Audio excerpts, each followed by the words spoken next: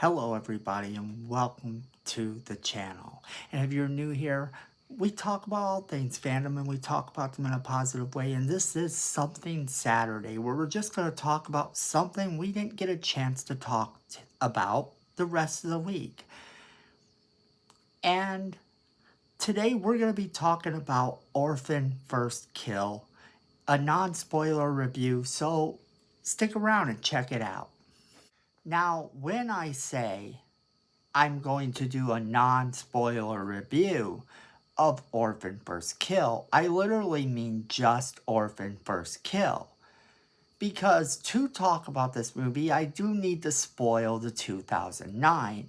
However, a lot of people already do know the twist of Orphan because of the fact that it made the top scariest moments in horror history on a TV special that ran. It's pretty popular, and you can actually see it every Halloween it comes out. And every Halloween I watch it. It's the 100 top scariest movie moments of all time. And it has this twist in it. Now, if you haven't seen that and you care about spoilers and you don't want the original movie spoiled but want to actually watch it, then I recommend you watch that before you watch this review, because we are going to have to spoil it going forward. So I'm going to give you a countdown of 5, and then we're going to jump into it.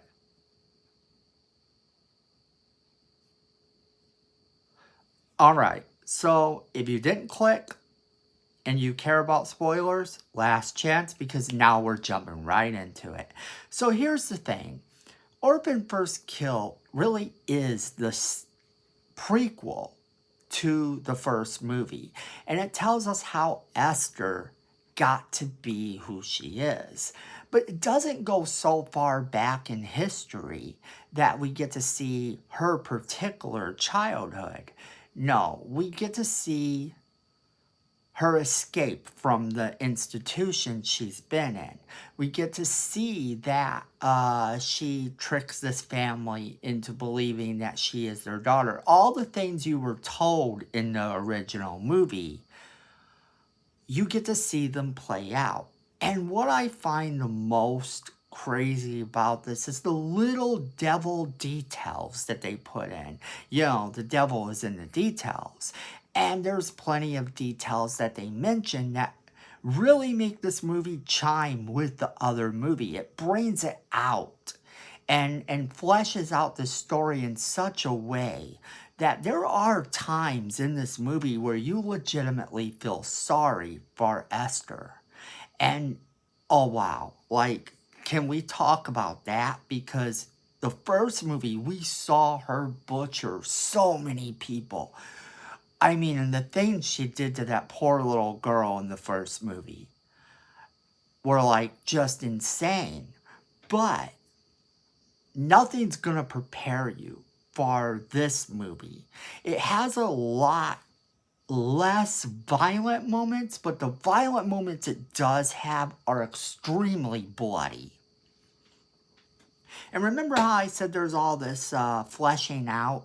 Well, one thing that definitely gets fleshed out is how she's painting with the black lights, with the black light paint. So that when they pull down the stuff in the original movie and you see all that stuff on the black lights that tells what she's really been painting, that is really a plot point in this movie. They flesh it out extremely well. And it is something that you're just going to look at and you're going to go, aha. Now, I won't tell you what it is or how they do it, but it's definitely an aha moment. And the fact that the movie does use that black light for the poster and stuff really should tell you they're fleshing that out. Now, the weird thing about it is the actress who plays Esther, Isabella Furman, is actually so much older now, because that movie was 2009, so you think about the time that has passed. And they could have gone with a younger actress. They could have recast the role, but they chose not to. And there are times where it is blatantly obvious that she isn't a little girl. But then there are so many times where you really can't even tell. I mean, Isabel Furman, applaud to her, much applauds to her, because she really nails this and makes you feel like she is this little girl at 20 something years old. Isabel Furman, in fact, is 25 years old. Wow, I feel old now. 25 years old. And here's the thing. There are times when you're looking at her in this movie and you really do swear you're looking at the same little girl from the original.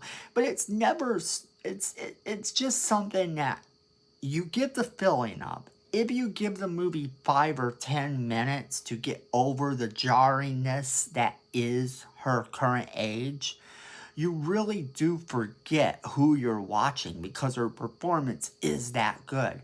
There's a movie that my very first video on YouTube, I reviewed a movie to kind of tell you what this channel was going to be about. And the movie I reviewed was Clifford with Martin Short. And I did it because I said, look, no matter what the movie is or how bad the movie is, if I can't say something positive about it, then I have no place reviewing it on YouTube, because there's already so much negativity on YouTube. So the point is, that movie has Martin Short playing this little kid. And it's blatantly obvious that it's Martin Short the entire time you're watching the movie. And I have to say that in this case, it is still blatantly obvious. However, 5-10 minutes into the movie, you really no longer care. And there are, like I said, times where you don't care so much that she's a grown-up playing this part, that you still see this little girl that she once was, making that twist from the first movie so much cooler. Because now you know what she is going into the movie. It just makes it cool because this movie fleshes out that character so much.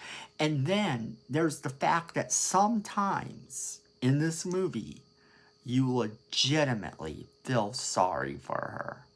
So I definitely, while I don't think this is one of the greatest movies of all time, I'm going to tell you what. It's going in my collection. It's going in my Halloween collection because this movie is so good. I mean, the twist in it is just wild. You don't see it coming. And yeah, there is a twist. And it's really insane because you already know about her. So what could possibly mess things up here? And it's wild. And I highly recommend this movie. I really do. It's definitely going in my horror movie collection to watch every Halloween when I do my Halloween movie marathons. Where, you know, from about September 1st, or probably a little bit later this month, you see we already have some decorations up. So a little bit later this month, we're probably going to be watching a lot more Halloween films. And as we start to do that, the channel will kind of shift for a little bit into talking a lot more scary films, but we're also going to talk about some classics that are more family friendly, because I want my audience to know that we're talking about all things fandom, and we really want you to join us. But this movie is going in that collection to watch, and I highly recommend it. I actually give this movie 4 out of 5 stars, and the only reason I can't give it 5 stars, the only reason is that just sometimes, every now and then, it gets a little bit on the slower side. But not too often, and not for too long. Just, it's that kind of thing. They have to build a suspense. So definitely check it out and let me know what you think. So let us know what you think in the comments below. And share this video with all of your friends so they can be part of the conversation too. Don't forget to hit that like button. YouTube likes it when you hit the like button, just like they like it when you make comments. And we like those things too. And then don't forget to hit subscribe, because Miko says we need more subscribers and this little face wouldn't lie to you. And don't forget to hit that notification bell so you don't miss a single video. And yes, Miko, at the end of the day, fandom is family.